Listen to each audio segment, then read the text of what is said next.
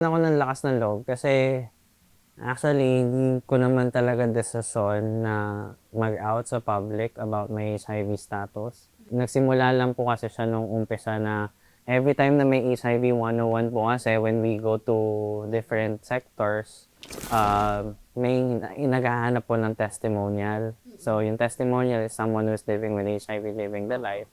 So doon lang po ako nagsimula kasi close screen naman po yon. Pero na-realize ko lang po kasi during the pandemic, ang dami po kasing blood brothers and sisters na nahirapan kasi ang vent out nila, ayaw nilang na makita yung medications nila in a room, parang ganun, di ba? Kahit iniinom po nila. Nag-start po ako sa mga live streaming na nandun ako nag-vent out, na-boost yung mga tao na naging maluwag sila to open up sa akin kasi they see someone who is stronger and living the life. Hanggang sa naumpisa na dun sa TikTok talaga. Nung nag-come out ka as a person living with HIV, hindi ka kinabahan?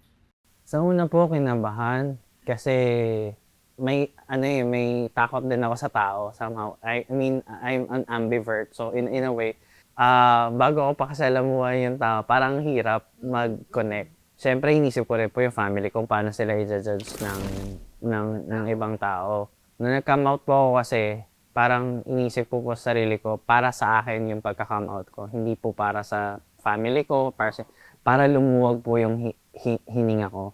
Para I don't feel na kailangan ko pang magtago sa tao just because this is me.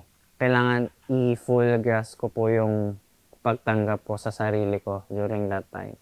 Mas lalong gumanat, medyo nahirapan lang siguro humanap ng love life kasi syempre in a way parang pag tabi na sila sa akin, mga isipin may ganyan or something.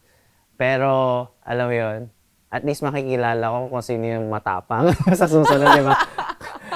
Kumbaga makikilala ko yung matapang na kaya ko ipaglaban kaysa naman sa someone na kailangan ko lang itago just because we fell in love.